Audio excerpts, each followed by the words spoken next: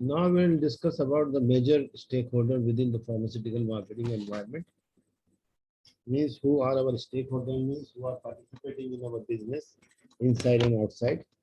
So for that purpose, if you will go through this figure, you will find out that pharmaceutical company or pharmaceutical market is surrounded by the human human medical condition, product, price, right? Need, demand, beliefs, knowledge, informal and in internal environment, we call it. And in external environment, you will get economical, social, political, technological environment, right? So these these factors will influence on your business. General environment में पूरा world है हमारे साथ, Nations हैं, state है, community है, family है, human है, ऑर्गेनाइजेशन टू ऑर्गेनाइजेशन है, molecules, atoms, sub atoms, particles, our position, nuclear particles means family bounding, ठीक है, बिहेवियरल साइंसेस और बायोफिजिकल साइंसेस के अंदर अलग अलग बताया। बायोफिजिकल साइंस में एटम से शुरू करते हैं। the most basic the most basic kind of the most basic kind of market research consists of identifying potential customer of one product. For the pharmaceutical industry, that is virtually everyone. For an individual product, things become more specific at the most basic level.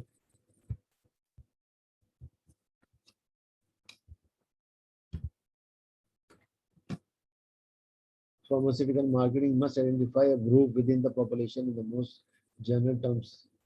Fortunately, though often look statistics which are virtually cost-free are available to aid in this process. Some very pedestrian population characteristic can and do have an important impact on the research, development, and marketing success of the pharmaceutical product. So these are the factors which influence on the pharmaceutical product business. A few example follows. Age, for example, you must know the age of your audience. Certainly, ample evidence suggests that older people use more medicines, as do the every young. The proportion of the elderly in the total population is growing.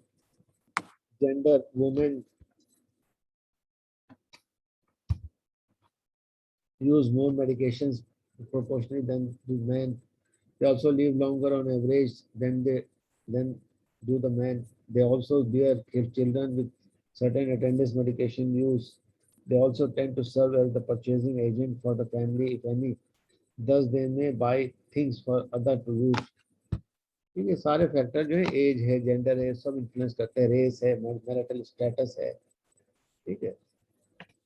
Race में some illness are race specific. Black में जो है sickle cell anaemia बहुत common है, with some significant variation in incidence and severity of illness by race. Japanese में ulcer बहुत होता है पेट का।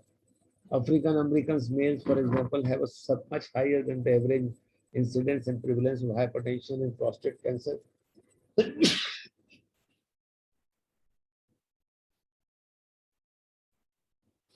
Marital status, this characteristic, married or unmarried, affect purchasing pattern. It has been demonstrated that married people are more likely to take their medication appropriately. Education, this is associated with the reading and understanding label and verbal instructions regarding general health symptoms and medication use. Economic status, this is still an important variable in decisions such as if or when to seek medical care and whether to use a prescription over the counter medication.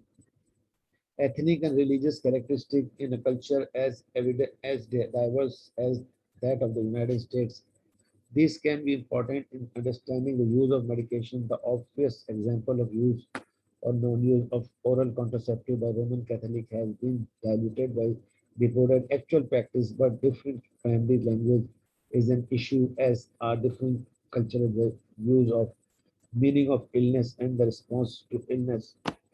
ये आपका ethnic और religious characteristic है, ये भी हमें होना चाहिए, पता होना चाहिए. The foregoing and other such variables are relatively easy to assess on a national basis. They can and should be thoroughly understand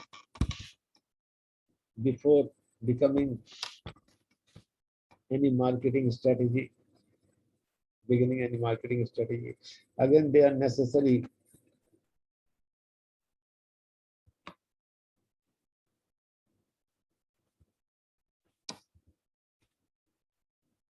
but not sufficient. The medicine Jack Group, St. Louis, suggests that there is an advantage in using patient-based model to do market forecasting. Patient-based model, they argue, allow for population change, that is the sort of things just mentioned. Change in the incidence, prevalence and access, mortality, change in the diagnosis and treatment rates, identification of current needs, disease subtypes, other non-drug therapies. They point out that patient-based model allow for a better picture of entire market for a disease. It should be obvious, however, that the modern Jack's proposal goes beyond simple demographic. The cruise of any strategy formulations effort is market definition. The problem of identifying the competitive product and market boundaries pervade all level of marketing decision. Such strategies issues as the basic definition of a business, assessment of opportunities present by gap in the market, the reaction to threat posed by the competitive action, and the decision on major resources allocation are strongly influenced by the breadth or narrowness of the definition of marketing. आप जितना ज्यादा उसको define करेंगे marketing को,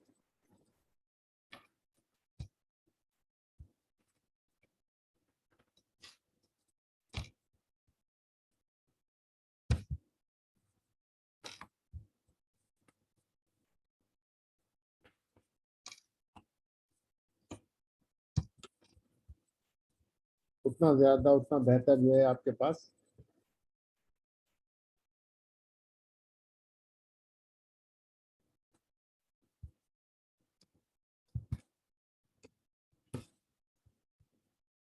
ठीक है ना. जितना ज्यादा आप डिफाइन करेंगे उतना ज्यादा आपके पास बेहतर जो है तो आएगा result.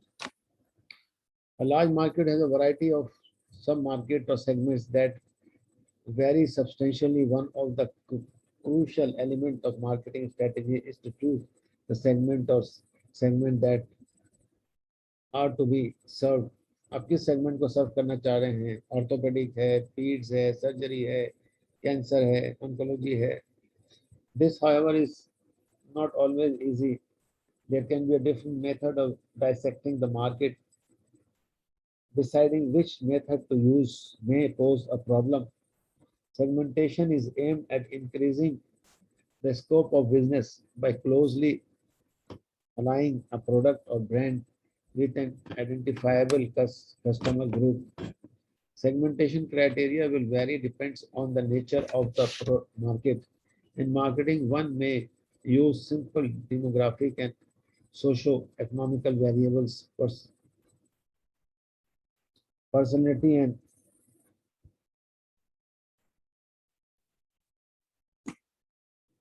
lifestyle variables or situation-specific events such as use, intensity, brand loyalty, and attitude as the base of the segmentation. For prescription drugs, such factors are nature of the illness and the type of third-party payment becomes important. because we are in the pharmaceutical business. So what is our important is not a demography only, but nature of illness and type of the third party payment with insurance. A study of the size and characteristic of market obviously involve more than mere nose counting. The demographic data that may be necessary for any evaluation of the customer market for prescription drugs must include, among other factors, the gender, age, and income of the population. For other type of product, a great many other considerations such as the occupation, religion, education, status, and mobility must also be considered. From the manufacturer viewpoint, gender is an important demographic characteristic. It has been shown that women comprises somewhat or more than expected half of the population, and this trend is expected to continue. Basis for the pharmaceutical customer segmentation consumer market means how you divide the market according to the requirement of the product which you manufacture or you sell or you go for the marketing. The demographic factor, you have to consider the age, income, sex, male or female, socio-economical factors, social class, upper class, lower class, middle class, stage in the family life cycle. Are you young? Are you adult? Are you grown up or are you old? Geographic factors, are you, we call it topography also, where your customers they reside, on the mountains, near the river, near the sea, in the cold weather, in the hot weather, in the desert. This is all important factors we have to consider. Psychological factor, lifestyle, burger family, conservative family, undisciplined family, disciplined family, personality trait, what type of personality,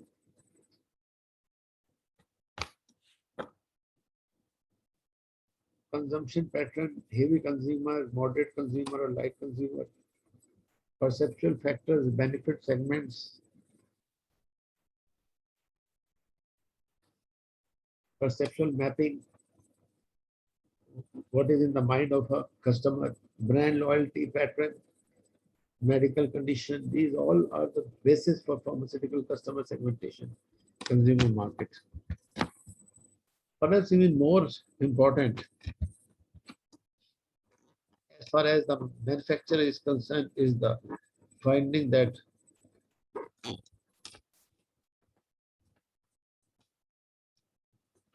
women account for the significant more than their share of the healthcare market, prescription drugs included. The obvious specific interest in the sexual market makeup of the population by the factor of such drug product as estrogen for female, vaginal creams, and oral contraceptives, which seems to require little elaboration. Data on age are of the interest in general way of or of industry. The relative proportion in each age category is important, not only for the purpose of forecasting demand for an individual class of prescription, for example, antispasmodic for infants, colic, but also to have direct research efforts. Particularly important trend for the pharmaceutical industries are the found in infant to 19 years old and 65 plus age category.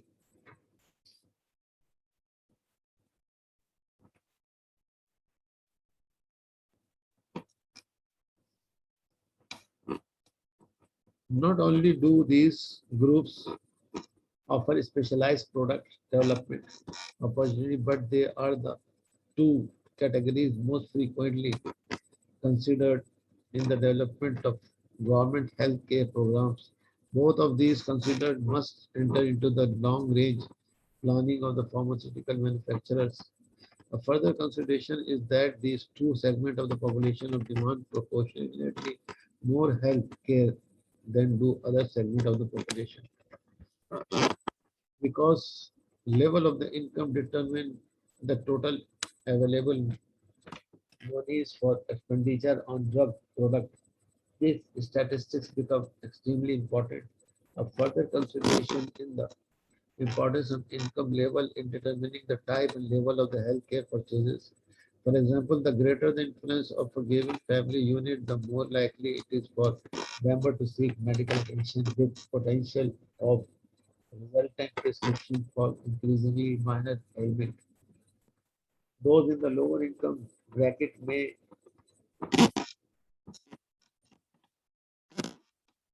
lean more heavily towards self-medication for such things as a cold and aches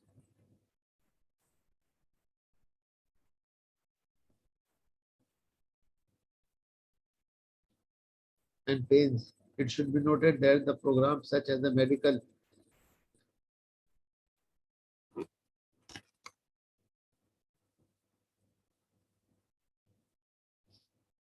may confound intuition in this regards, so market research is essential. What do these people want? It's a big question. Over 4 decades ago, psychologist Abraham Maslow noted that people typically try to fulfill some kind of the needs only after other more primary needs have been satisfied. We identify 5 different needs categories that can be arranged into a vertical hierarchy, with the most primary at the bottom step and those of the highest order at the top. According to this psychologist, an individual normally tries to satisfy the most basic needs first, and satisfying these is then free to devote attention to the next on the list. This list follows from top to bottom. Self-actualization needs, this is the desire to achieve to the maximum of one's capabilities, and although it may be a present in everyone, its fulfill depend on the prior fulfillment of the more basic needs. Esteem needs, people needs both self-esteem, a high evaluation of the self, and the esteem of the others in other our society. Fulfillment of these needs provide a feeling of self-confidence and usefulness to the world. Failure to fulfill these needs produce feeling of the inferiority and the helplessness. Belongingness and the love needs affectionate relations with the individuals and the place in society are so important that their lack is a common cause of the maladjustment. Then safety need in modern society, there are more often reflected in terms of economic and social security rather than physical safety. Physiological needs, this group includes hunger, thirst, sleep, or so forth. These are the most basic needs, and until they are satisfied, other needs are of no importance. So according to the Maslow hierarchy, these needs should be fulfilled one by one. First, you go for the physiological needs, then you go for the safety needs, then you go for the belongingness and love needs, then you go for the self-esteem needs, and then you go for the self-actualization needs. So these are the steps in the whole life from birth to the end of your life maturity. At first glance, it would seem that pharmaceuticals solve only the physiological needs. New development in the prescription drugs, however, give promise on meet more and more of the other needs. Certainly, many other products currently offered in pharmacies are designed to meet these needs. Increasingly, recent development help us understanding that pharmaceuticals, rather than exerting their power at the bottom of the list, may actually be most important at the top. A cover story in Business Week referred to a new era of the lifestyle drug triggered by the unprecedented public interest in and media coverage of the Viagra. This article and a score of the others in tabloids call attention to the potential of future drugs to enhance the quality of life for healthy people faced with anxiety, obesity, memory loss, and of course, hair loss. Quality of life issues are not new. The oral contraceptive fits this category. But treatment with this specific aim is comparatively new. What is the ultimate motivation in life? Our minds are filled with the Darwinian notion of the survival, but survival needs are primary needs. They are basic needs, but they are not the ultimate need in the life. The ultimate needs, the most far research comprehension motives is life, is self-fulfillment or self-actualization. As with most profound ideas, however, self-fulfillment is much easier to recognize after it is described than it is to be defined in the precise terms. Philosophers and theologians have argued that the mean of life for centuries, and we surely do not want to join that argument. Yet an important unanswerable questions remain. What do people do when they satisfy their physiological needs, physical needs, belonging and status needs? What do they pursue then? The answer is often but disappointment is apparently not always self-actualization, the complete fulfillment of all their human capacities. This means enlarging and enhancing themselves. It means extending their personal identities, their individuality, and their uniqueness.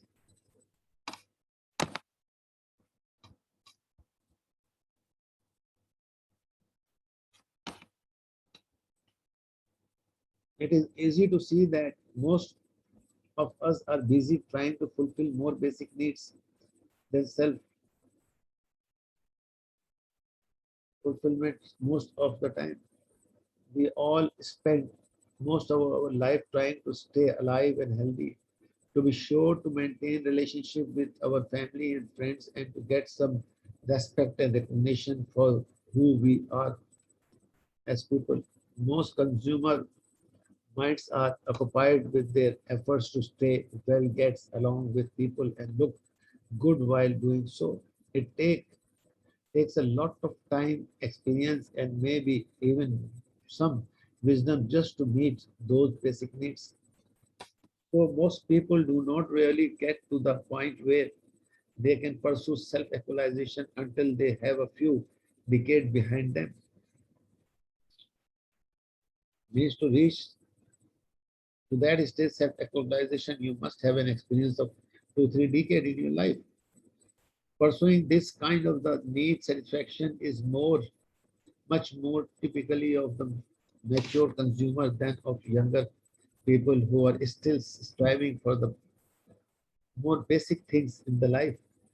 So the young people are busy in their basic physiological needs. A reference to elderly people may conjure up images in people's mind of the poverty and destitution, loneliness, and ill health. In fact, nothing could be further from the truth. Only a very small fraction of elderly consumers is in society fit that story.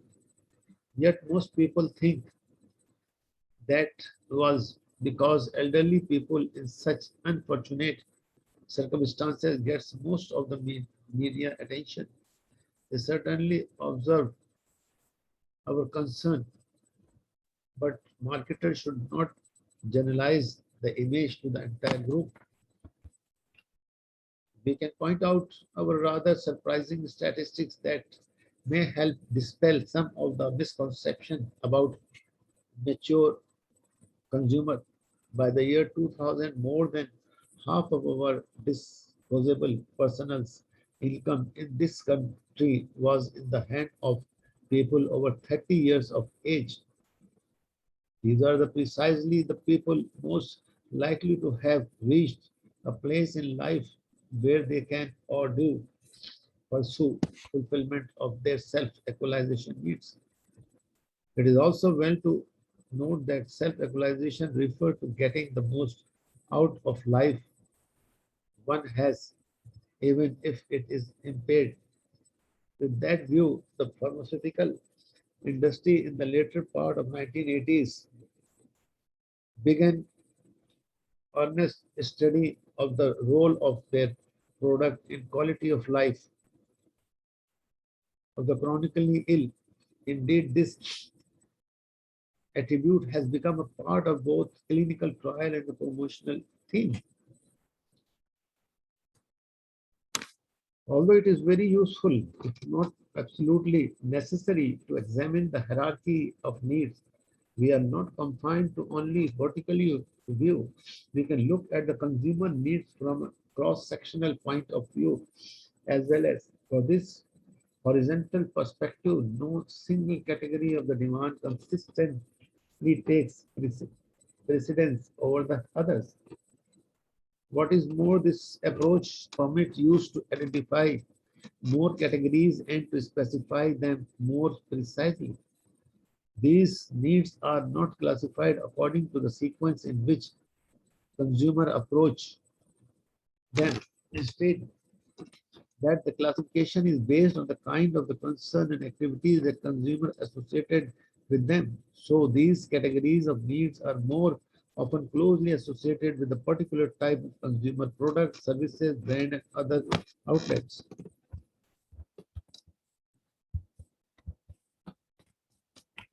15 fairly distinct category of consumer needs are listed here. We can go through one by one.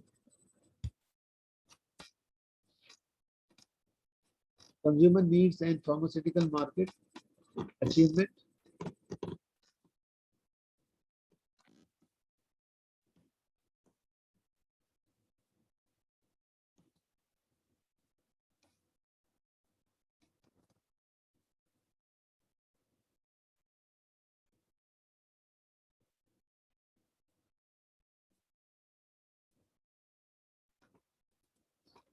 Achievement needs.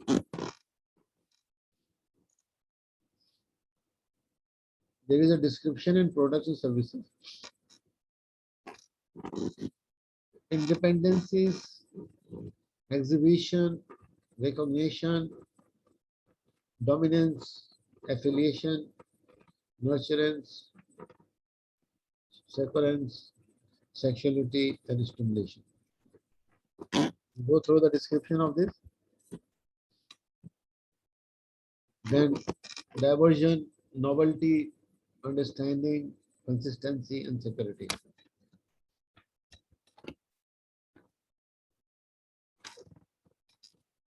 Demand leads to a behavior in various model of consumer behavior are available. We have chosen to use as a framework the model developed by Andrew V. Tavit. It is simple that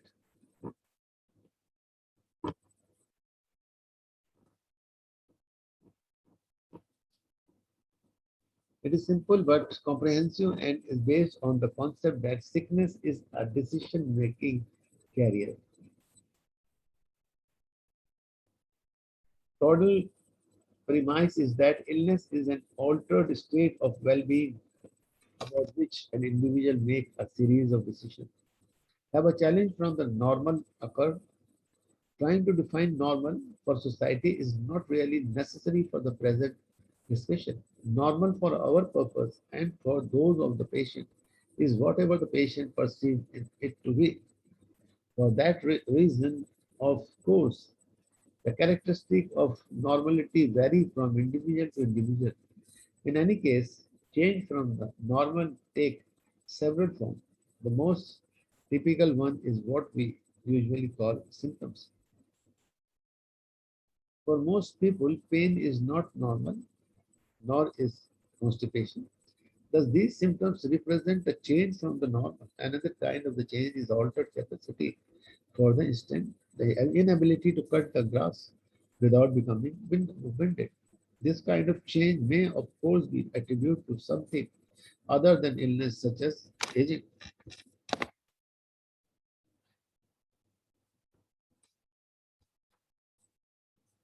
Decision steps in sickness carrier.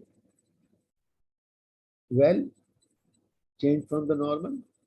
Yes. Change significance. Yes. Help needed. Yes. Type of help. Their religion, medical brothers. pharmacist, nurse, physician, other, selection of the treatment agent, and degree and type of cooperation. Andrew D. Towell and Richard H. Hazel, A Society of Health. ठीक है, ये एक model है, इस model को देखिए. Indeed, some such should be so attribute, but stereotyping can result in misdiagnosis.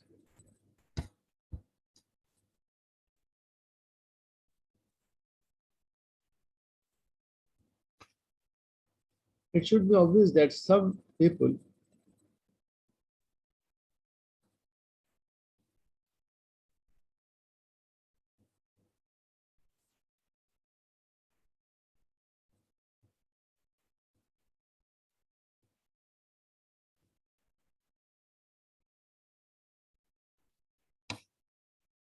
it should be obvious that some people enter the healthcare system without experiencing any change from the normal. Many hypertensive patients, for example, are diagnosed as ill even though they are asymptomatic. Such patients begin their sickness career as a result of routine checkup or screening program. Drug manufacturers and public health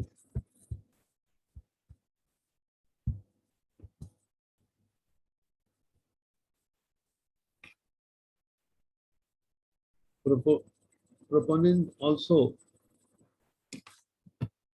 are occurred with the helping people decided that a change has occurred. Cancer's 7 danger signals have been described in terms of the deviation from the normality, while some commercial for non-prescription drugs is described or at least imply physical changes that should or should not occur in a normal individual. The role of tolerance threshold should be obvious. Some people socially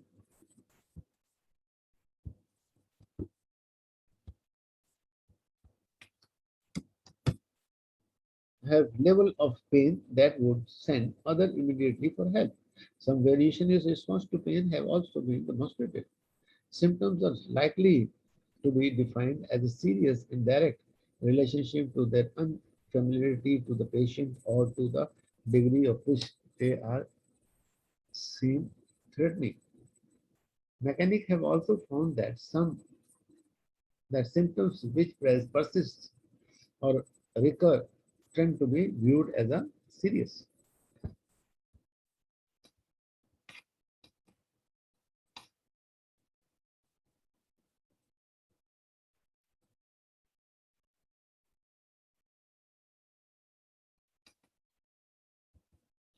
Assumption and about the cause include a component of ambiguity.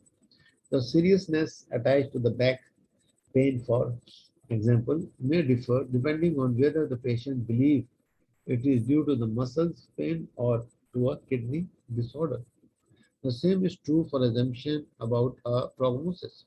Symptom seriousness appear to be related directly to the length of the time the symptoms is expected to last, to degree of incapacity extended to be associated with it, and to the degree to which death is thought to be likely outcome.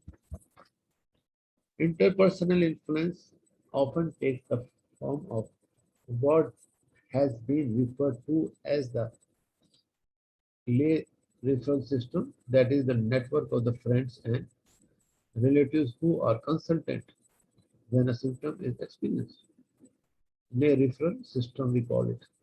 It should be appeared that the influence of these significant others is in turn a function of the degree to which they are influenced by their personal perception of the factors under discussion. It is well known that many symptoms are experienced routinely by the population, yet many never do anything to relieve these symptoms.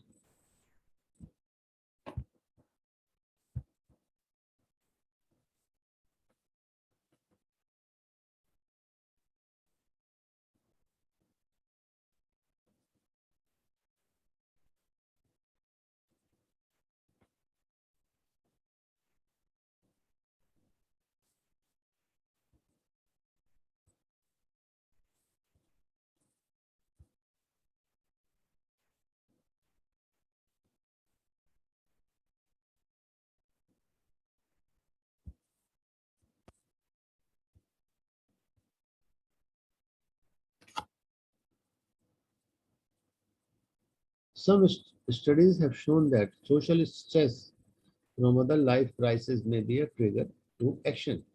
A person who has lived with an intermittent bout of stomach pain stimulated by a diverse action suddenly decided to seek medical care.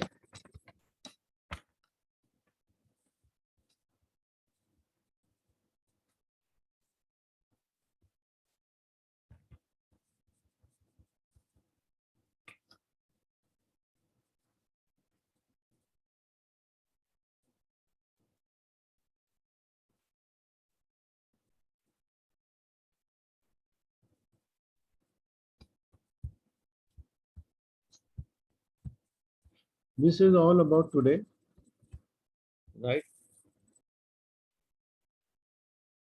We will discuss further in next class. So